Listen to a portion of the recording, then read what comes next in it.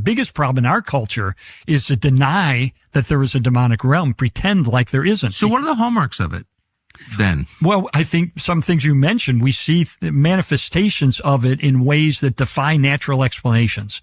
And I think that's probably the best way of disorder, distraction, chaos, violence, hate, division. Maybe. And you think if Satan were smart, which he is, would he go around the country and around the world trying to possess or bother average everyday people? Well, you know what? Much more efficient to go to Hollywood and to influence a bunch of people there who are very influential in, let's say, the entertainment industry.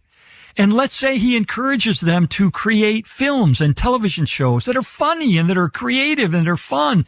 But there's an underlying message to them that there's a normalization of immoral activity, that makes it normal. Because, you know, when we laugh, it opens us up to various possibilities. When we laugh, our defenses come down. So I'm thinking of a wonderful, funny TV show like Friends.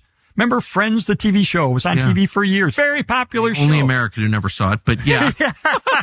But underlying that is a very ugly sexual ethic, that normalizes multiple sexual partners and that sort of thing. The kind of thing that Satan would love to inculcate into American culture.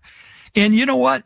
I think it's much more efficient for Satan to influence movie makers and TV makers in Hollywood to create products that feed us stuff that, without us even realizing it, open us up to the occult, open us up to immoral activity, normalize it in ways that, well, if Monica can do that on Friends, I can certainly have sex on the first date with this guy I meet. So the way I, as a non-theological, ignorant person, try and figure out whether something's good or bad, because it is an open question very often. It's like, is that good or bad? I'm not sure.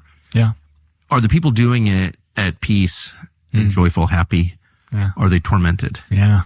And I know a lot of people in Hollywood, a lot of people I like, actually, not too many happy people. Yeah. Some really tormented people. It's true. For real. Yeah. String of wrecked relationships, kids who hate them, trans kids, drug problems. Like, there's so much of that. Yeah.